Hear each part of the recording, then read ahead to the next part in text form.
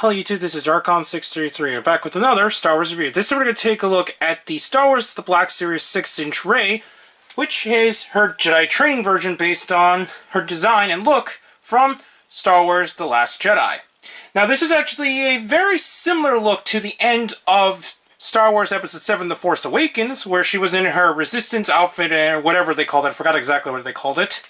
And there actually is a little bit more changes than I anticipated looking them side by side. And outside of the different haircut, that's pretty much it. You're not going to get like a phenomenal amount of difference, but it is enough to actually see the differences between the two outfits. Anyways, the main accessory the figure includes is her staff, her lightsaber, which is pretty much the same we've been getting with the 6-inch Black Series figures in general. It's pretty much the same Anakin, Luke Skywalker lightsaber we've been getting. And this time they decided to include her blaster, which was something that was highly needed for the character in the previous releases, and it's strange that it took this long for them to actually release it in the 6-inch scale. Anyways, we're going to take a look at the box. The box is in the standard 6-inch Black Series design.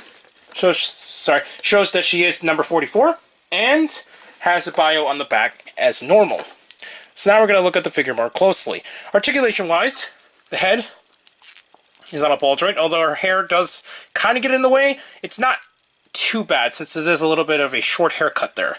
She can look down pretty decently, actually, but not so much up because of the way that the hair sculpt is, I mentioned earlier. She has the same type of shoulder joints as some other Black Series figures. Same joints at the elbows with no restrictions. Pretty decent movement in the wrists, so that's nice. Same joints in the waist, although the ab crunch isn't as well done here, but that's mainly because I think the suit design in general. She has full movement in the hips, but unfortunately the cloak does get in the way a bit. It's not as soft and pliable as it could be in some areas.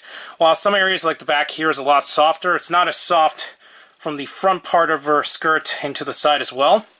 She has full movement in the thighs, which are really tight on mine.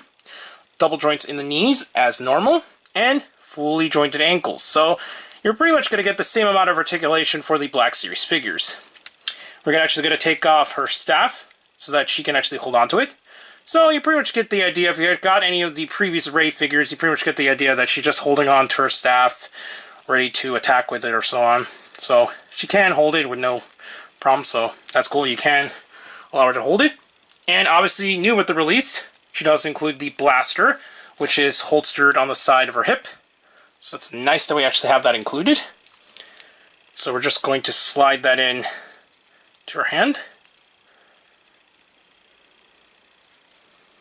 So she holds it nicely, and thanks to the added articulation from the elbows, you can actually put it in kind of like other slinging type poses, so that's really cool. And obviously you can slide in the lightsaber if you wish to, so we're just going to quickly do so. So now she is ready to go ahead and train under Luke Skywalker. So I'm just going to quickly place the saber in her hand. It's be a little bit tricky because of the way that the hands are molded, but you pretty much get the idea. So that's really nice. Now we're actually going to take the older Rey and show a little bit of a comparison between the two different releases. So we're just going to quickly slide the gun back into her holster and bring out the older Rey figure. And here's the new Rey next to the old 6-inch Rey. As stated in the previous toy shows, they definitely increased the quality in the way that the face print designs on toys, and it's definitely got a much better likeness to Daisy Ridley than this one ever had. It just seemed like they just got some kind of likeness and just made something out of the blue. But this one, they definitely took their time to make it kind of look like her, actually. I think this is really well done, in my opinion. I think Hasbro did a fantastic job in the update to the character. You can kind of display this figure as the end of Force Awakens with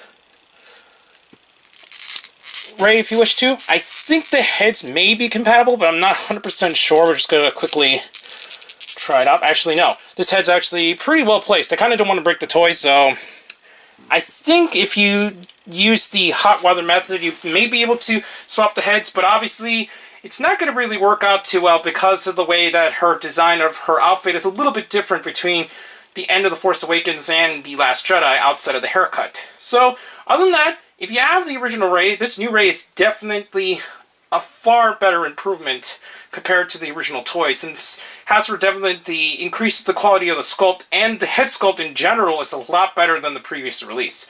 So if you're a fan of Daisy Ridley or a fan of Rey, then this is definitely the figure to get a hold of, especially if you did not get a hold of the first release. Anyways, please comment and subscribe, and check out Hero Club and Hero Taku. Also check out Twitter Dark on 633, and don't forget to check down the other channels down below. Please check the little bell at the bottom of the screen in order to see my content go up as soon as possible. I'm back with more Star Wars reviews, but for now, I'll be seeing you later, YouTube. Bye.